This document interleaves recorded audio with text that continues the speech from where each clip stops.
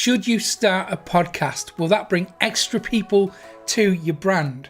Well, I'm going to show you some of the very early results that I've received since I've started podcasting. After this.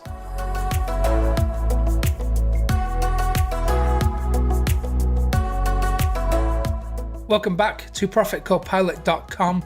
My name is Mick Meaney, and this is all about helping you to get better results online. So, should you be podcasting?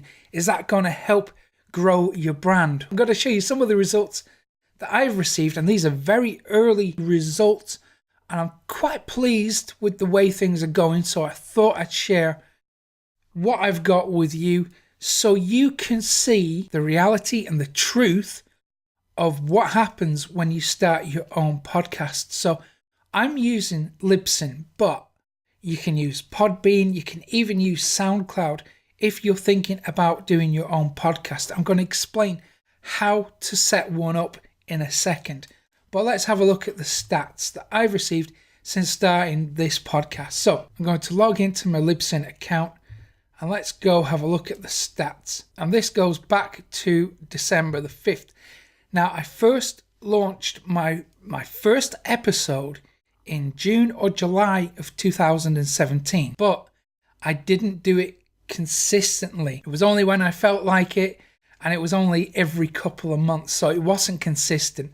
And the results that I've gained as a result of not being consistent weren't very good. But in the last week or so, I have got a bit more serious about the podcast, and I have upped the frequency significantly. And in the analytics, it's fairly clear that when you increase the frequency of the podcast, more people start listening.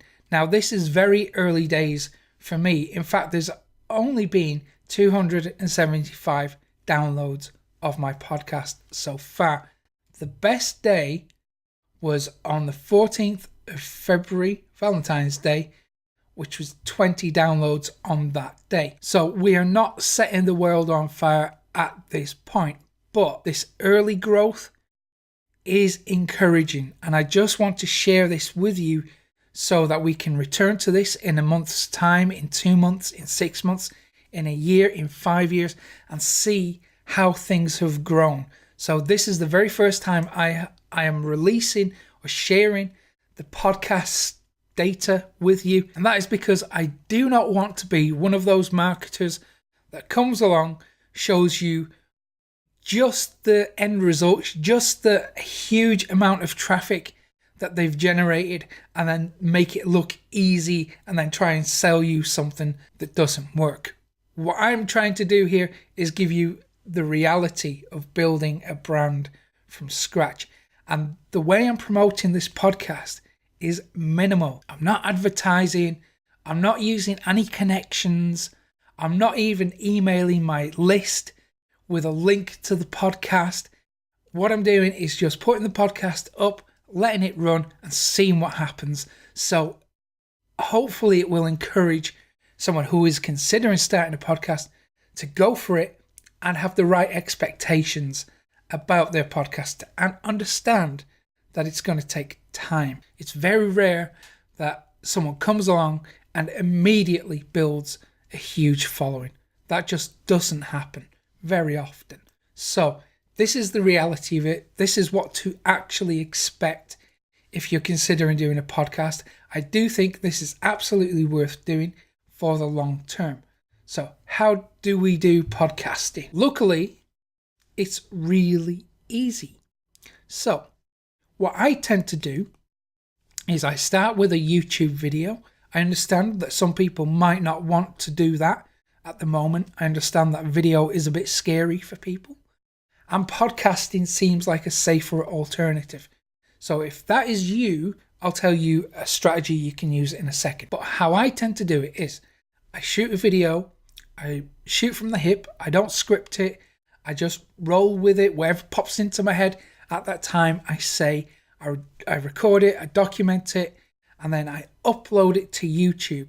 And then I have that transcript of the video, and that is a blog post. So I'm repurposing the content of the video into a blog post.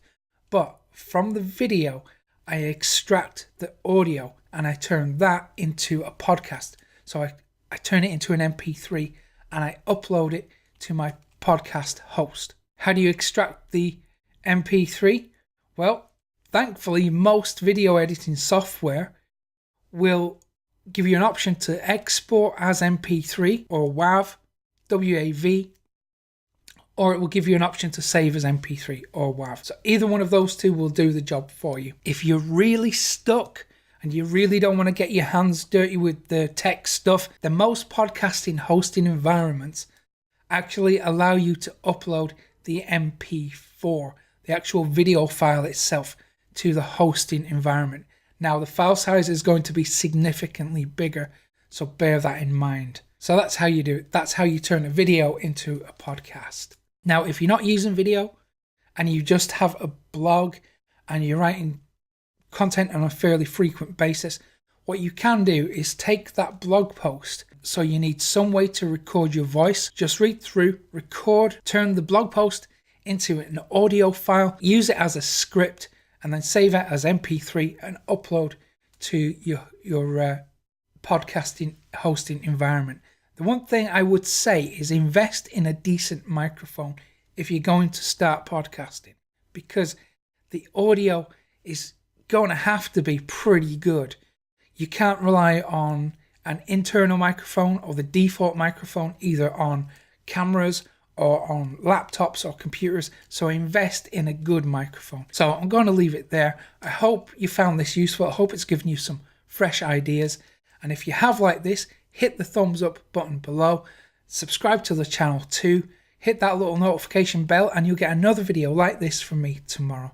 So thank you very much for watching. Have a fantastic day, and I will see you again tomorrow.